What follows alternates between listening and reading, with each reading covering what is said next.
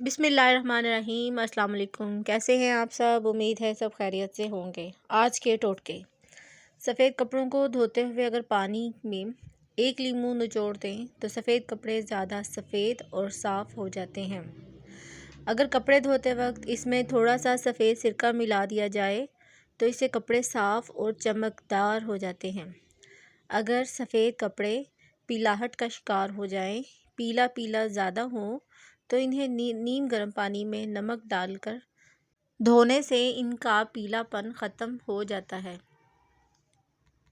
सालन में अगर मिर्च या नमक तेज़ हो जाए तो सालन में टमाटर, दही या थोड़ी सी मलाई डाल दें तो इससे सालन में मिर्चें कम हो जाएंगी। अगर आप अंडों को ज़्यादा अरसा तक महफूज रखना चाहती हैं तो फिर एक बर्तन में ठंडा पानी डालकर इसमें थोड़ा सा नमक मिला लें। पानी इतना हो कि अंडों के आधे हिस्से पानी में डूब जाएं। इससे अंडे काफ़ी अरसे तक महफूज रह सकते हैं। अक्सर ऐसा होता है कि सेब काट कर रख दें तो इसका रंग बदल जाता है।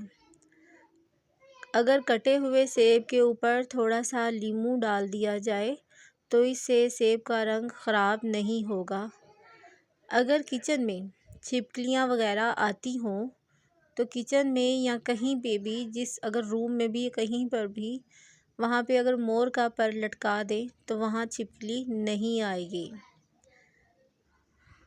खट्टा दही अगर बहुत खट्टा हो गया है तो इसे ज़ाया हरगिज़ मत करें, बल्कि आप इसको बहुत ही अच्छे तरीके से काम में ला सकते हैं।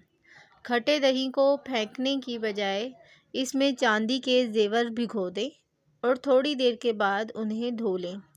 इस तरह चांदी के जेवर बिल्कुल चमक जाएंगे। पसंद आए तो चैनल को सब्सक्राइब कर दें।